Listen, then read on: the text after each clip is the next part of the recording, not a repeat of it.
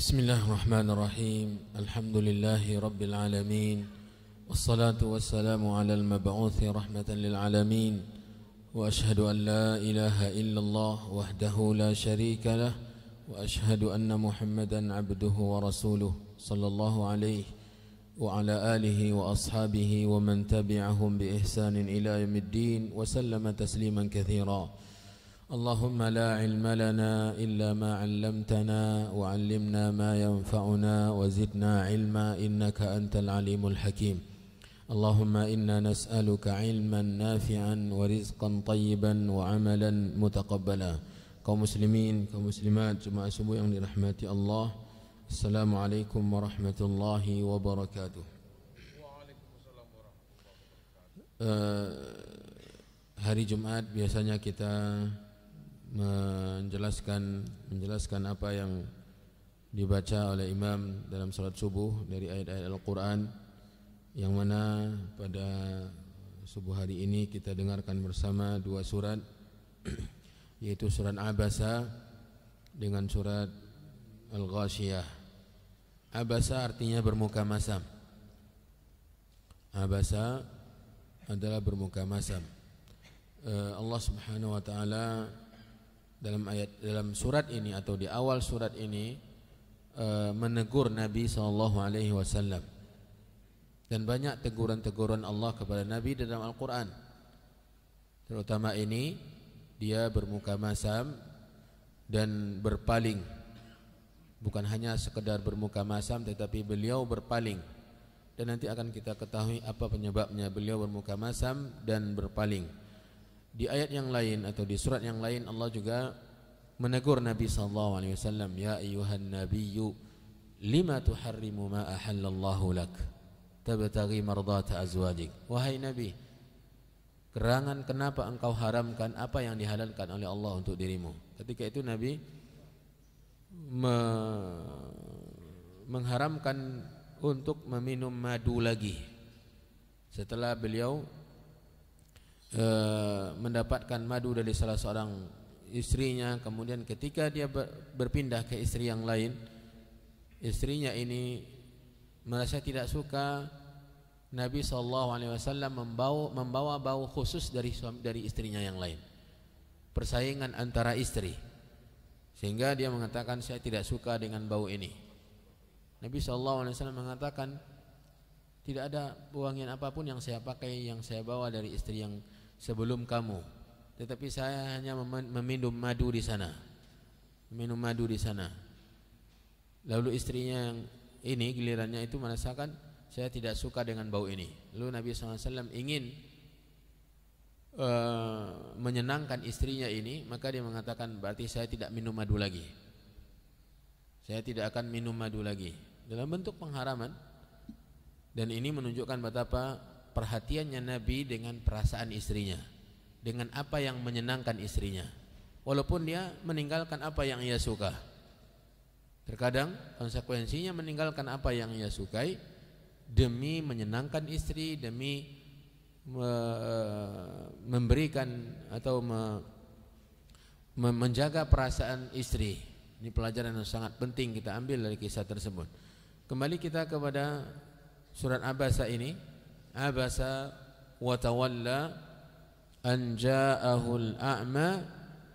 Dia, kata Allah, bermuka masam dan tawalla, berpaling. Kenapa? An ja'ahul a'ma, tatkala datang kepadanya seorang yang buta. Jadi boleh kita menggelari seseorang dengan apa yang ia miliki, dengan kekurangan yang ia miliki, seperti Allah Subhanahu wa taala mengisahkan si buta ini.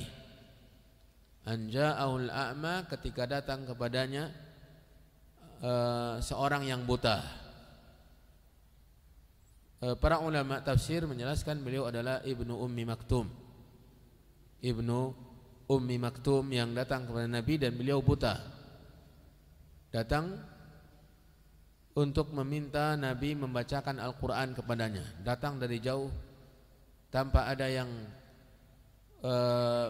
membimbingnya, tidak ada yang mengarahkan jalannya. Dia berjalan sendiri dan dengan tergesa-gesa seperti yang akan kita temukan dalam ayat-ayat berikut. Dia tergesa-gesa karena kerinduannya kepada Allah, kepada ayat-ayat Allah Subhanahu wa taala.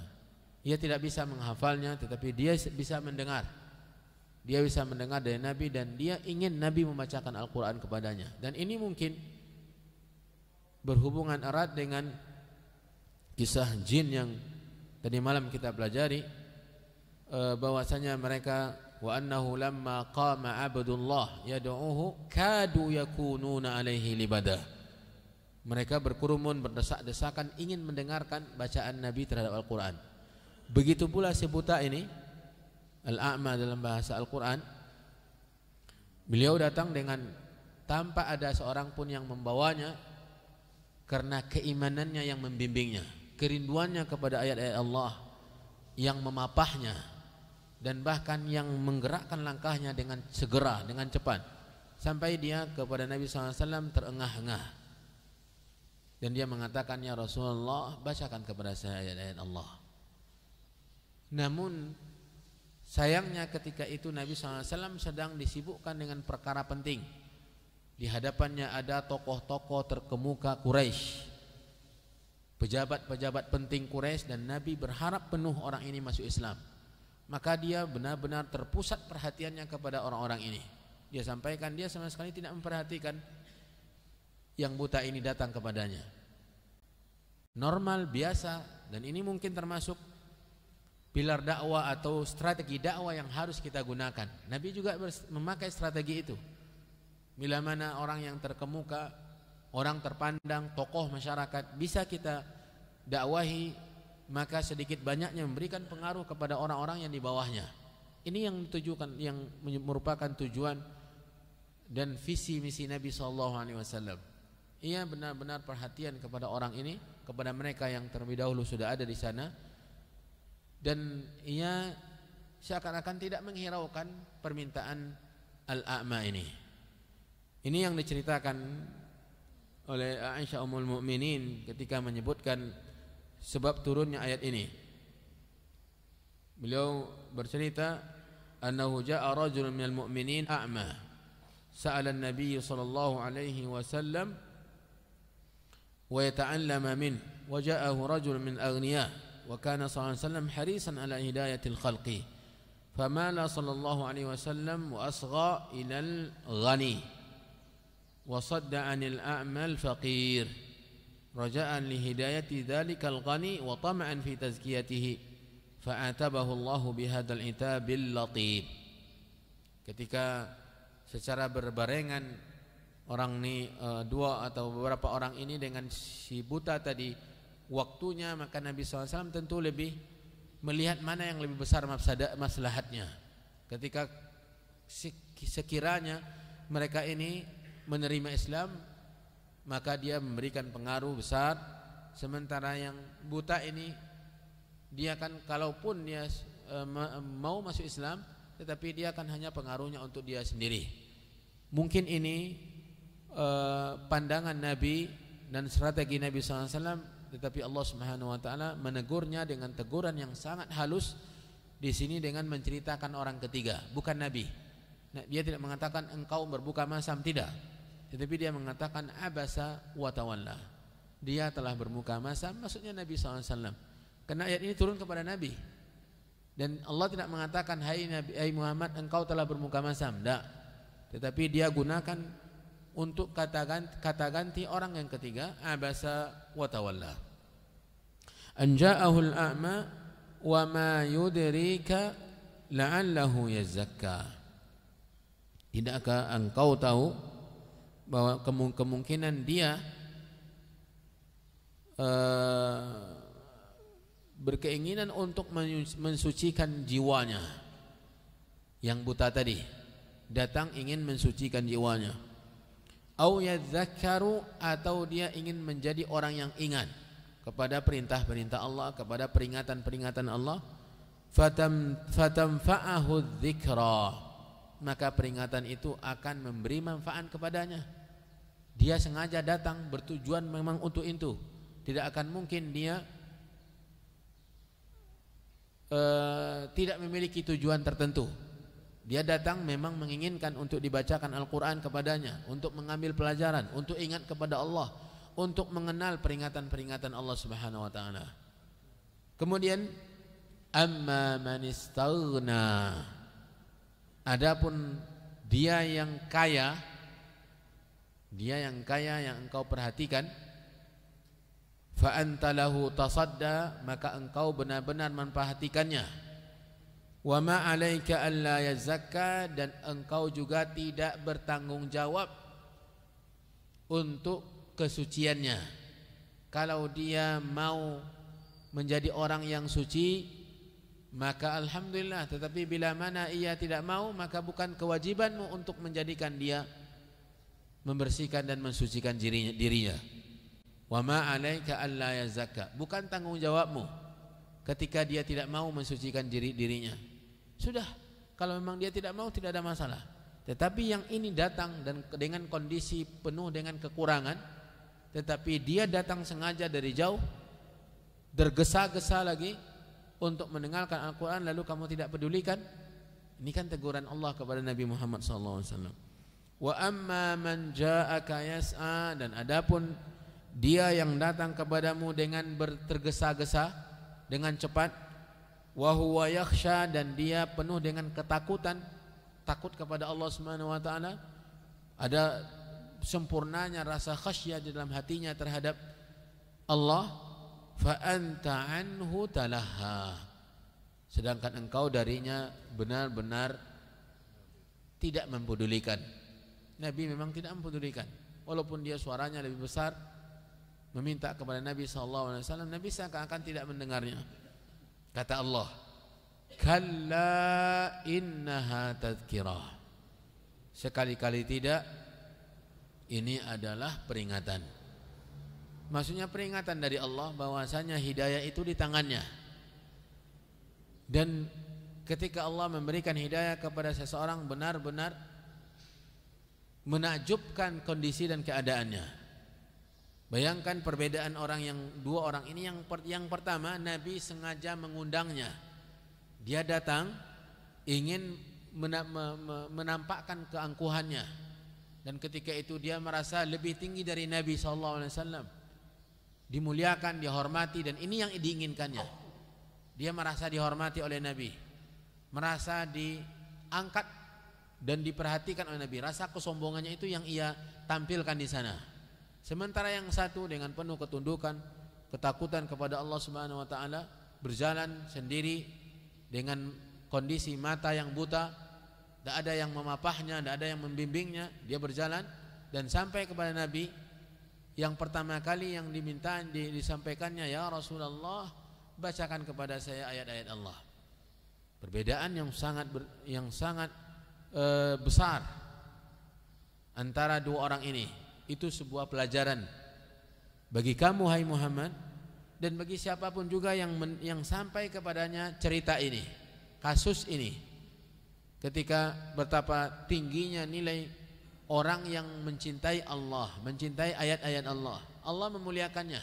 Allah memuliakan si buta ini sehingga Allah Subhanahu wa taala mengabadikan ceritanya dan bahkan mengangkatnya di atas agar diketahui oleh semua manusia sampai hari kiamat. Setiap ayat ini dibaca, cerita ini dibaca, surat ini dibaca oleh orang, maka beliau akan terangkat namanya sampai hari kiamat. Sampai pagi hari ini kita mengangkat dengan membaca surat ini, mengangkat namanya karena Allah yang telah mengangkatnya. Allah memuliakan dia dan Allah menghinakan yang satunya lagi.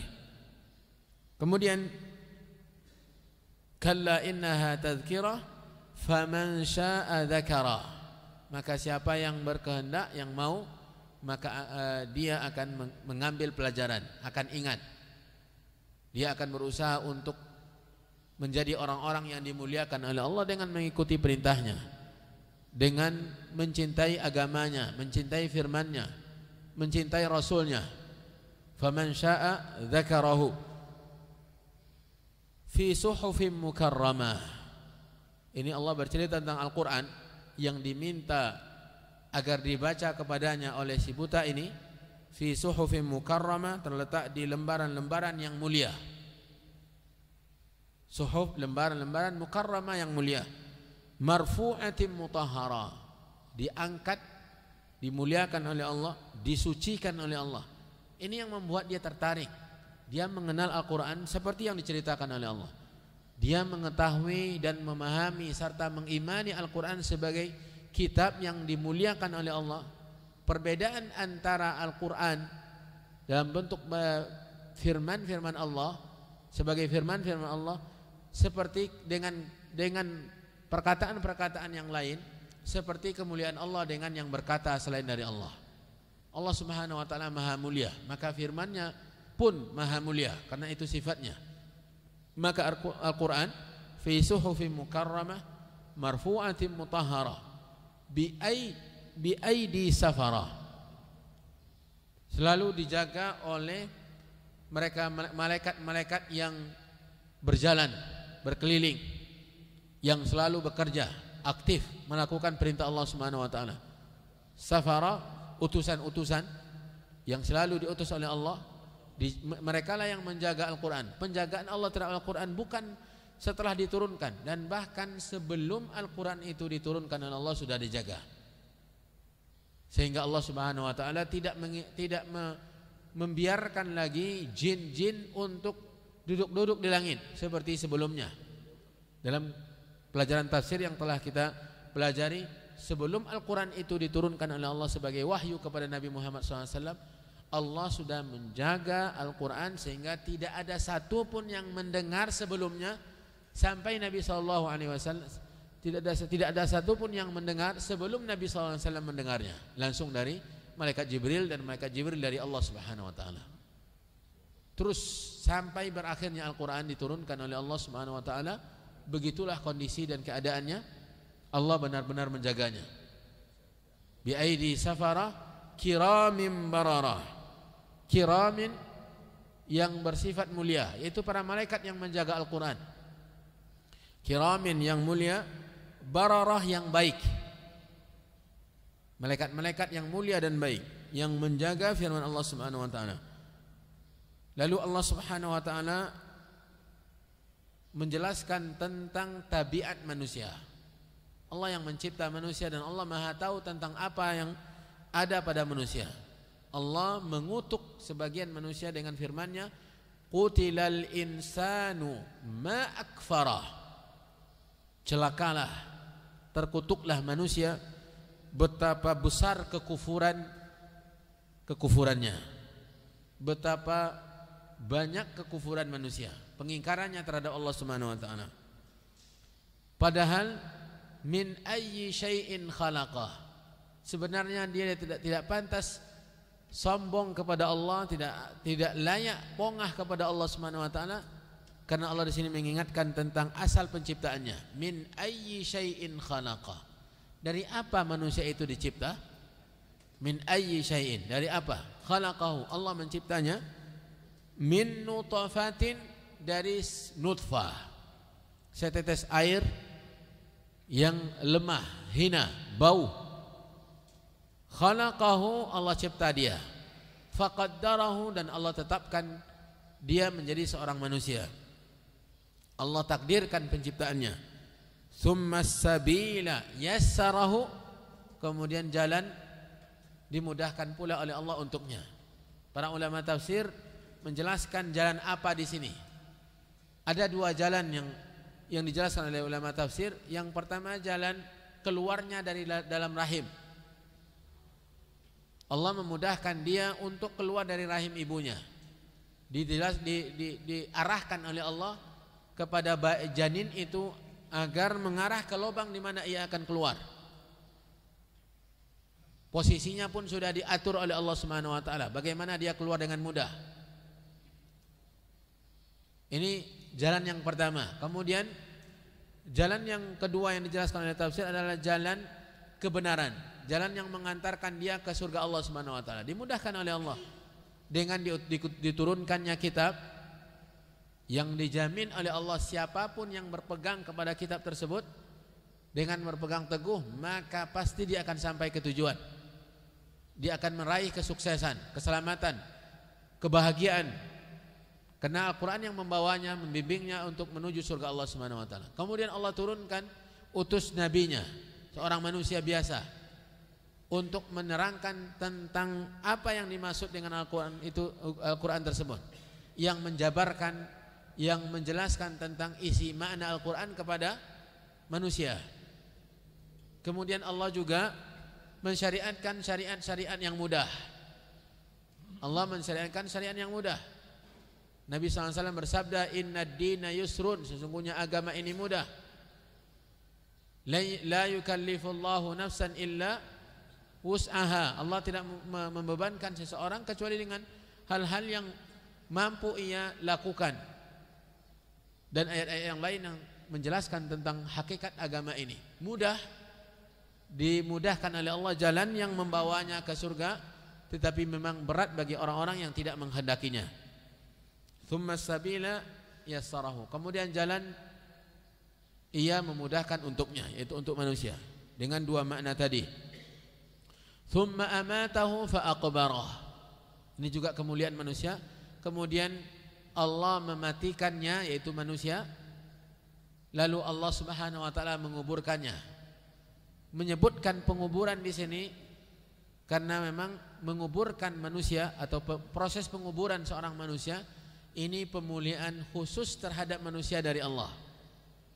Allah yang mengilhamkan kepada burung untuk mengajarkan tata cara menguburkan mayat kepada anak Nabi Adam, seperti yang diceritakan oleh Allah Subhanahu wa taala dalam Al-Qur'an.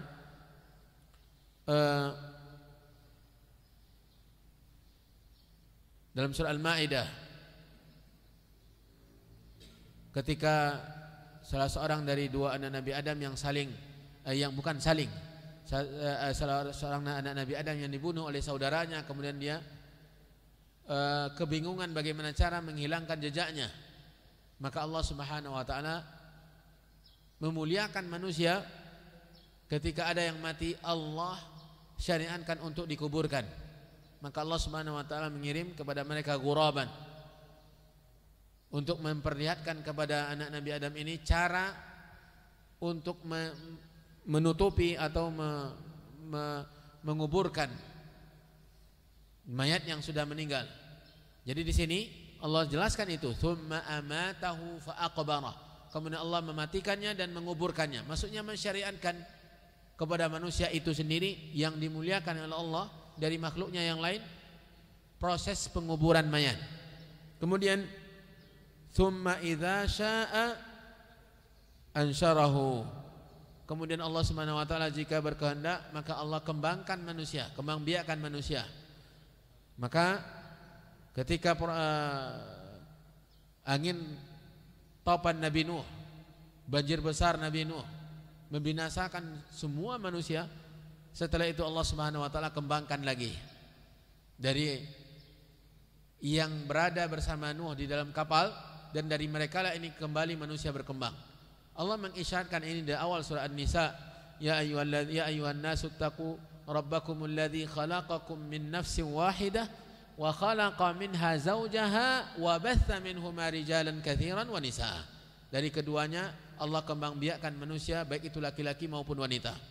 Jadi yang mengembangkan manusia, yang mengembangbiakkan manusia, memperbanyak jumlah manusia Allah. Bukan karena tidak KB, tetapi Allah yang mengembangkannya, Allah yang menciptakannya. Allah Subhanahu wa taala yang mencipta manusia, yang mengembangkannya. Tsumma idza syaa'a ansyarahu kalla lamma yaqdi ma amarah. Sekali-kali tidak, tatkala ia menetapkan maka ia perintahkan. Jadi Allah ketika menetapkan perkaranya maka Allah perintahkan kepada manusia perkara tersebut. Lalu Allah Subhanahu wa taala memerintahkan manusia untuk berfikir menggunakan akal yang telah dicipta oleh Allah. Falyanzuril insanu ila ta'ami. Hendaklah manusia yang menyombongkan diri, yang benar-benar terkutuk, terhina ketika mereka tidak mempedulikan tujuan penciptaan mereka, sombong di hadapan Allah, hendaklah mereka melihat kepada makanan mereka. Falyanzuril insanu ila ta'ami. Kita pasti setiap hari akan makan. Untuk memunculkan sifat manusia yang sebenarnya yang diinginkan oleh Allah, maka kita harus merenung sebelum memakan menikmati apa yang kita makan.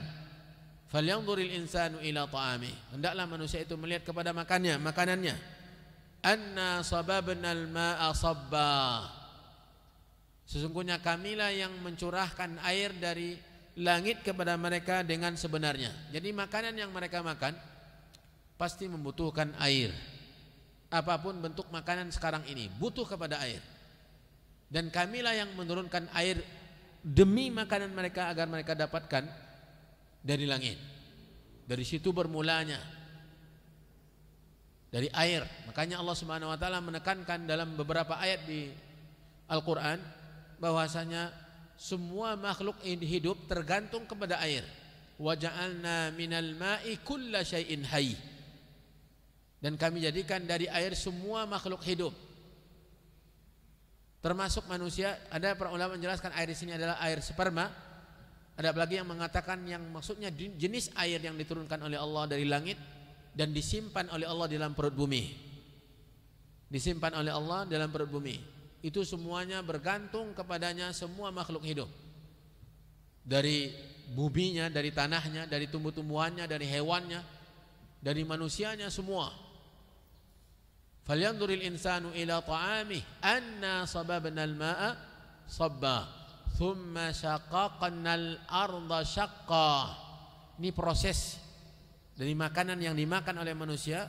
Dari air Allah turunkan dari langit. Kalau tidak ada air, maka bumi tidak akan bisa menumbuhkan. Makanya ketika air sudah ada, maka bumi Allah belah bumi itu sehingga muncullah tunas-tunas dari biji-biji yang ditanam oleh manusia. Tsumma syaqaqnal arda syaqqa. Maka kami yang membelah bumi sehingga memunculkan tunas yang sangat lunak, lembut. Bisa membelah bumi sehingga muncul di permukaan bumi. Yang membelah bumi ini, tanah ini Allah Subhanahu wa taala. Tsumma syaqaqnal arda syaqqa fa'ambatna fiha habba.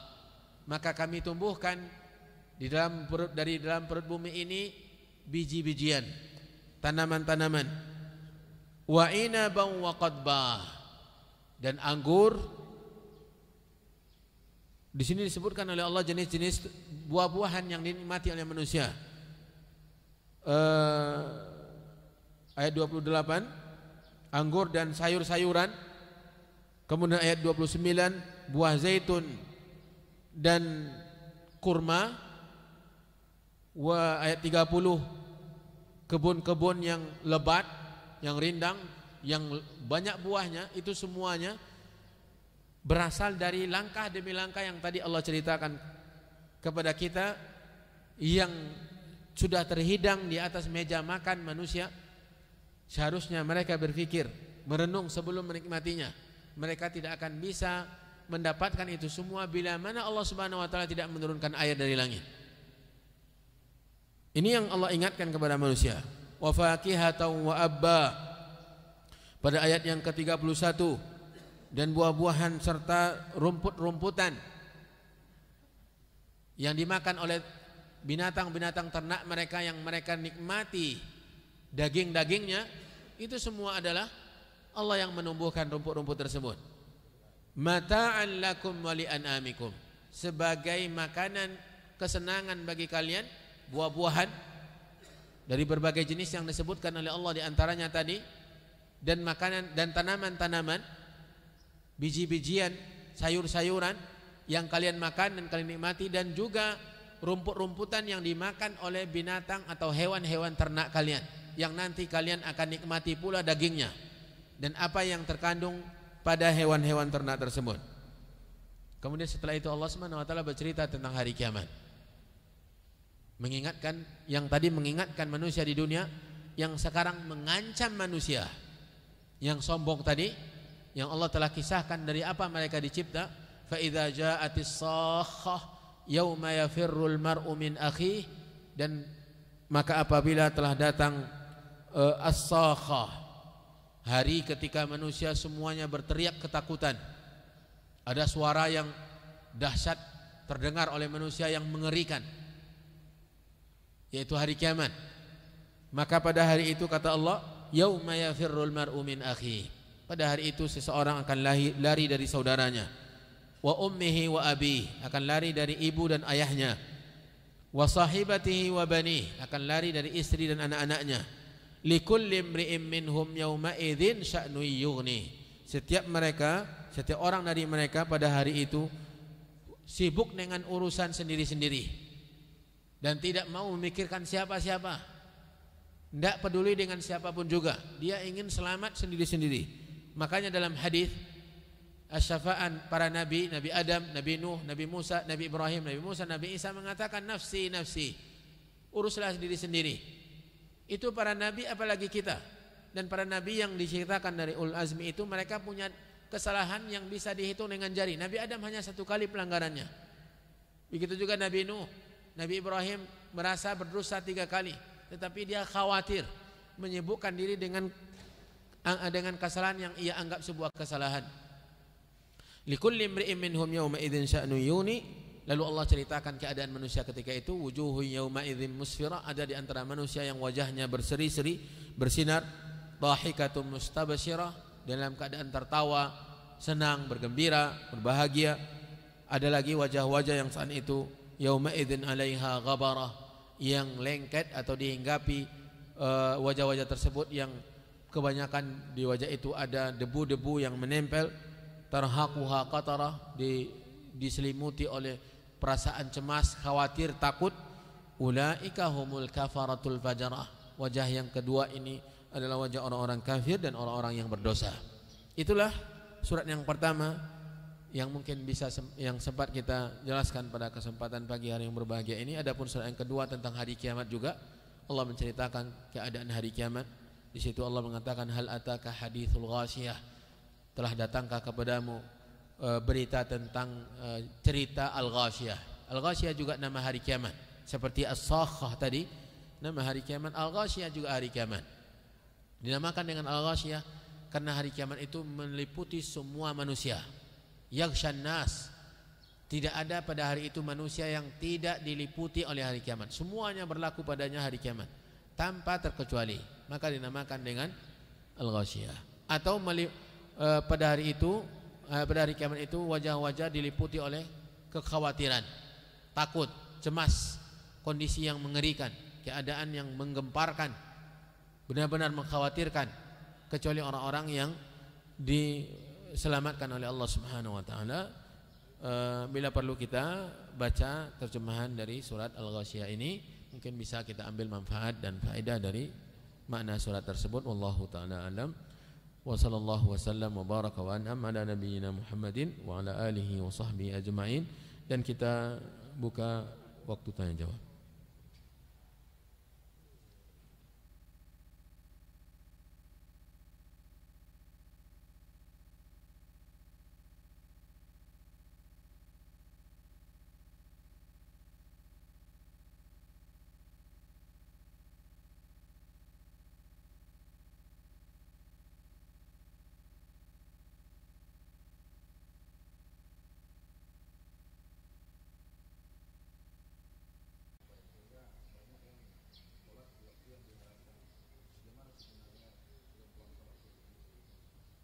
Ya, kita memang sudah berkali-kali menjelaskan ini tentang waktu salat syuruk.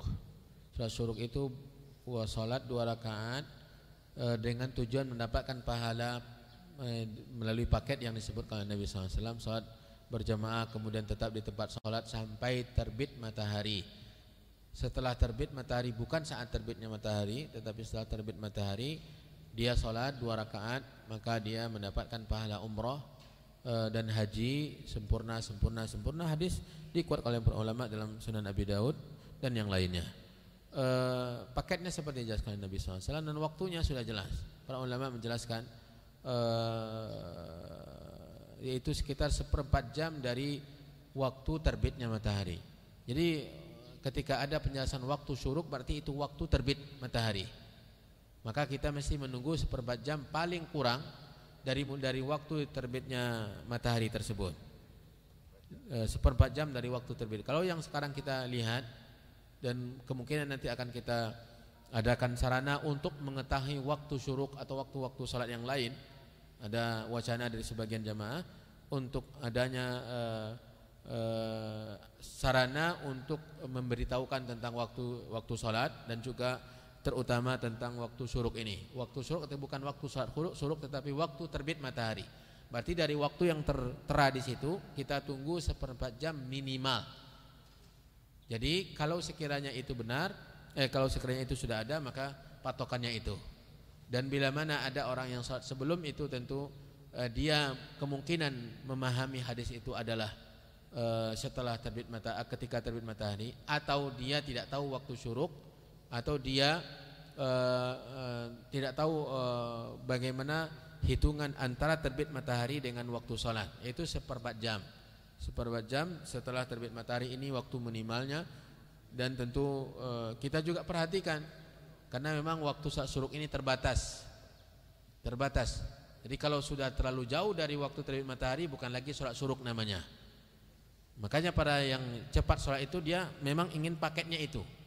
Paketnya adalah ketika dia selesai salat subuh kemudian tetap di masjid, kemudian dia selesai terbit matahari dia ingin cepat-cepat sholat. Ini yang kita terima dari sikap sebagian jemaah, tetapi tetap saja ingin, kalau kita ingin yang paling utama adalah ketika kita menunggu minimal 1/4 jam dari waktu terbitnya matahari. Wallahu ta'ala.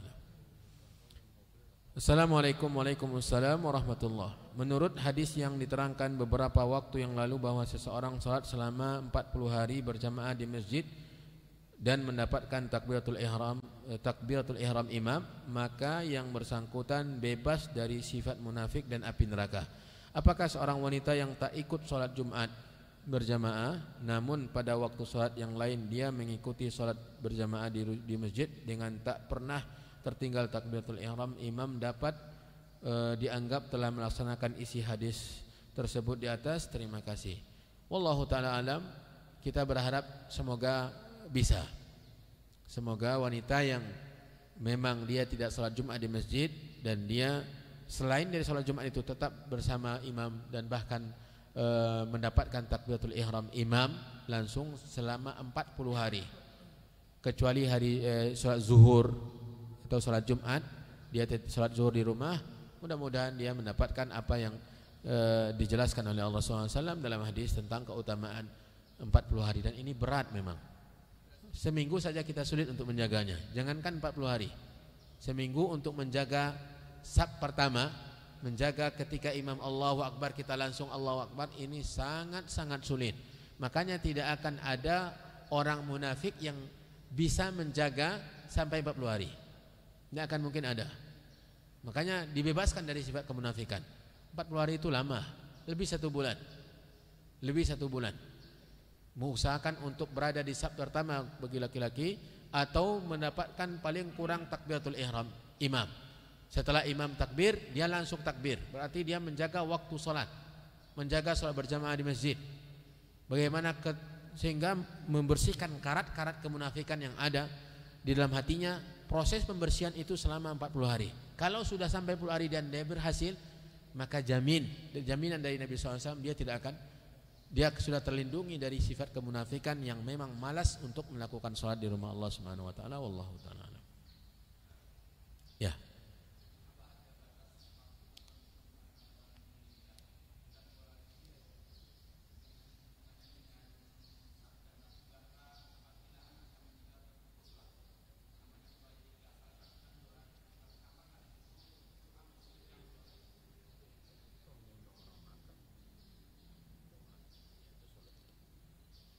Apakah ada batas waktu doa untuk orang yang meninggal? Tidak ada batasnya. Tidak ada batasnya. Nabi tidak pernah memberikan batasan. Tidak ada Nabi memberikan batasan. Kalau sudah seminggu dia meninggal, kamu tidak boleh mendoakannya lagi. Tidak ada. Sampai kamu meninggal doakan. Makanya sampai sekarang kita masih mendoakan siapa? Para sahabat Nabi SAW. Mereka sudah 1400 tahun yang lalu lebih malah meninggal dunia. Sampai sekarang kita masih mendoakannya. Kita masih mengatakan radhiyallahu ta'ala an. Dan masih kita mendoakan Abu Bakar, Umar. Dan ini diantara ciri kebaikan dari 3 kelompok, 3 golongan umat Nabi Muhammad yang baik. 2 telah berlalu dan tidak akan ada yang masuk ke 2 kelompok ini. Tidak ada satupun yang akan memasuki 2 kelompok yang telah berlalu, Muhajirin dan Ansar. Dan kelompok yang ketiga, dan itu yang mungkin kesempatan bagi kita untuk memasukinya, dari 3 kelompok umat Nabi Muhammad yang baik. Selainnya tidak baik, yaitu walladzina ja'u min ba'dihim yaquluna rabbana ighfir lana wa li ikhwanina alladzina sabaquna bil iman. Dan orang-orang golongan yang ketiga yang datang setelah 2 kelompok ini, yaitu Muhajirin Ansar, dan mereka berdoa, yaquluna rabbana ighfir lana. Mereka mengatakan, ya Allah, ampuni kami, wa li ikhwanina alladzina sabaquna bil iman, dan untuk saudara-saudara kami yang telah mendahului kami dengan keimanan. Siapapun mereka yang mendahului kita, yang 10 tahun yang lalu, 15 tahun yang lalu, 20 tahun yang lalu, 25 tahun yang lalu, 100 tahun yang lalu, 1000 tahun yang lalu, seperti para sahabat Nabi SAW, 1400 tahun yang lalu, para sahabat Nabi SAW. Masuk dalam doa kita ini, terutama mereka, memang dalam ayat ini mereka. Dan bahkan Nabi SAW mengajarkan kita untuk mendoakan kaum muslimin. Allah, seperti dari lafaz doa yang kita ketahui, Allahumma ighfir lil muslimina wal muslimat. Siapapun mereka yang mendahului kita. Jadi tidak ada batasannya. Tidak ada batasan mendoa. Adapun takziah, yang kalau dimaksud doa untuk mentakziah, itu ada batasnya. Mana ada orang lagi setelah kita datang kepada orang yang sudah 100 tahun meninggalnya, kita datang ke cucunya, saya bertakziah kepadamu lantaran kakekmu yang dulu meninggal. Tidak ada lagi. Secara manusia pun, secara normal tidak ada seperti ini. Karena kesedihan orang yang ditimpa musibah meninggalnya orang yang mereka cintai pun sudah tidak mengingat lagi orang yang sudah meninggal itu. Jangankan itu, orang tua sendiri yang sudah 1 tahun meninggal, mana ada anak-anak, dan mungkin sedikit sekali orang anak-anak yang masih dekat dengan orang tuanya, dengan doanya, dengan ibadahnya, agar ibadah dan doanya itu selalu mengalir kepada orang tuanya, seperti hadis yang tadi disebutkan. Banyak sekali orang-orang yang sudah merasa tidak butuh dengan orang tuanya, dan bahkan sama sekali tidak mengingat orang tuanya lagi setelah 2 bulan meninggal dunia, atau setelah 100 tahun, setelah 100 hari. Dalam peringatan yang dilakukan oleh sebagian orang, kalau sudah 100 hari itu sudah tidak ingat lagi orang tua, karena tidak ada peringatan lagi. Ada setelah 100 hari? Tidak, ada 1000. Ada setelah 1000 hari pokoknya. Setelah 1000 hari tidak ada lagi. Maka lupalah kepada orang tuanya. Tidak ada lagi.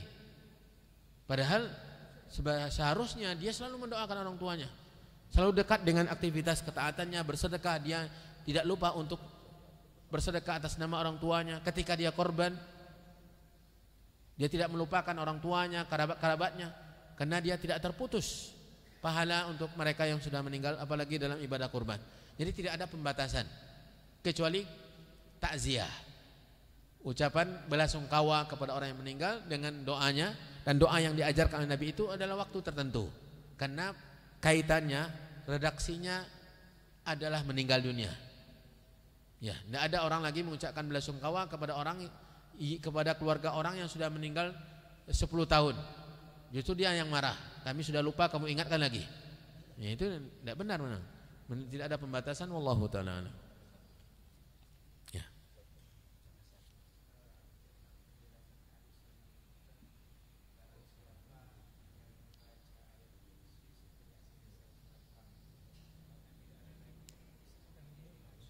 Kecuali kematian. Ya.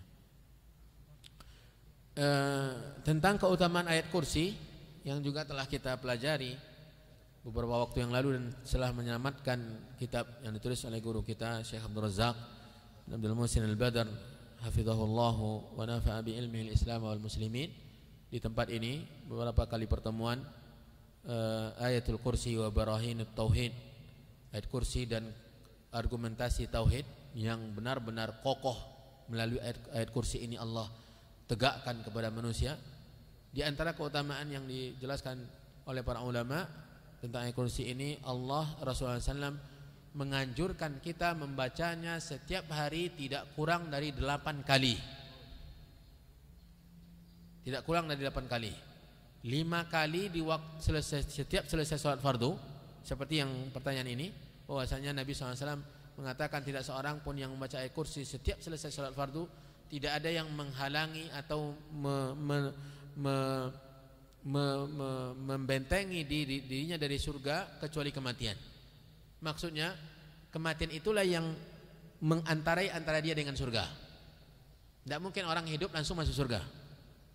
Dia pasti dulu, ya kan? Ada orang dia hidup langsung masuk surga? Tidak ada. Semua harus mati dulu.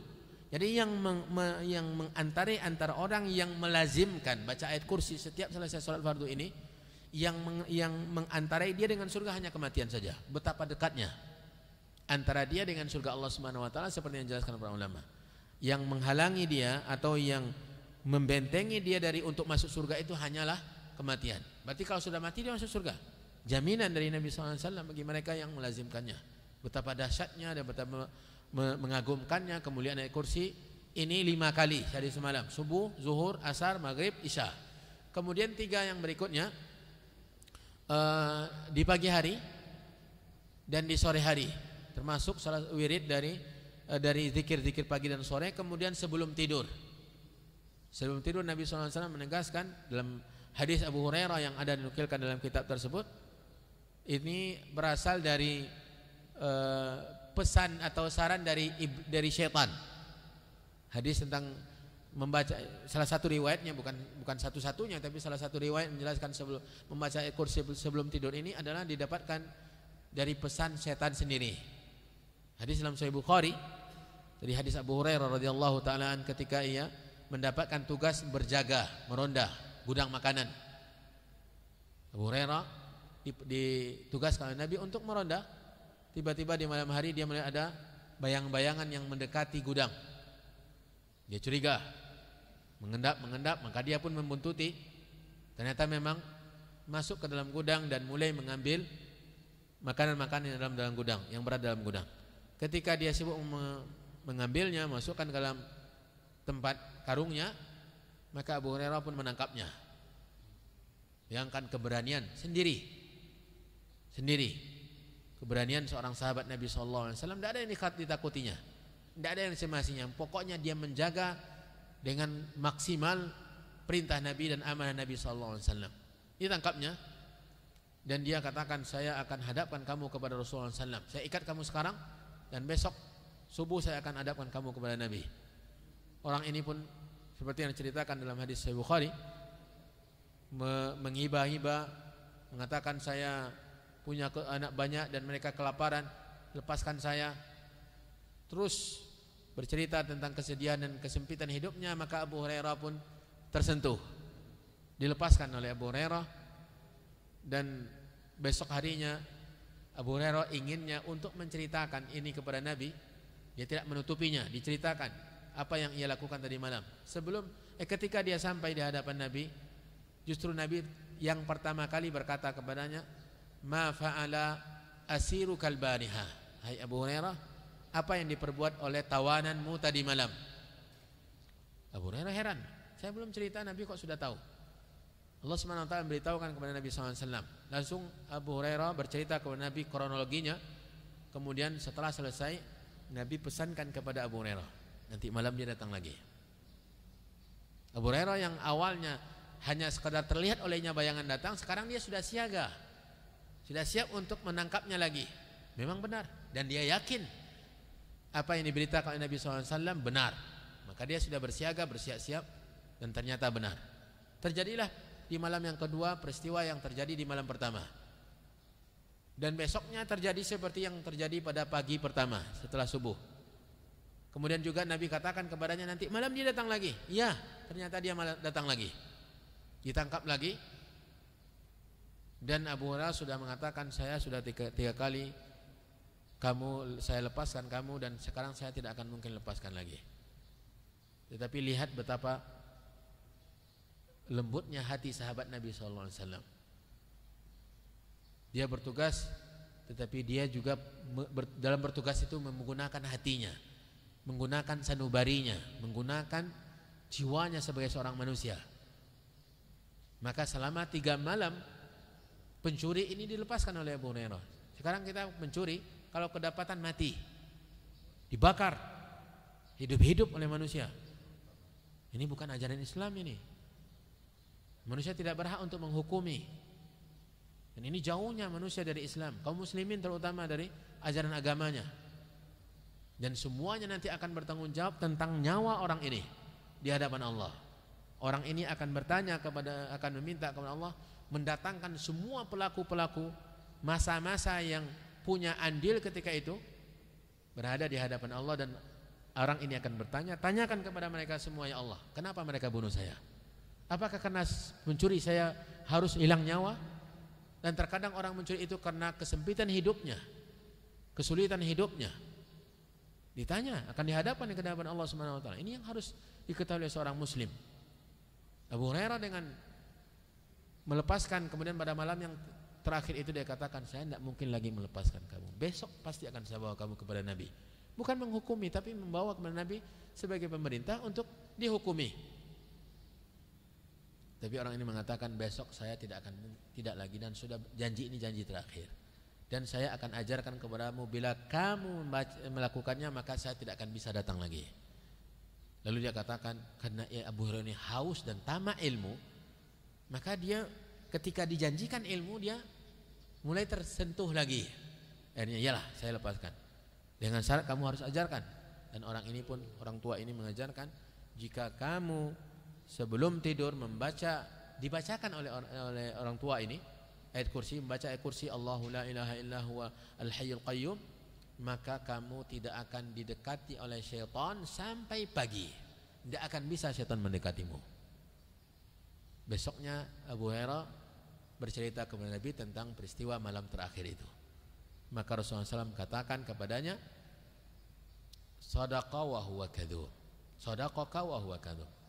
Apa yang ia sampaikan tadi yang terakhir itu benar. Jadi hadisnya bukan hadis dari syaitan. Hadisnya dari siapa? Dari Nabi. Nabi yang membenarkan. Kalau Nabi tidak benarkan berarti kita tidak bisa terima.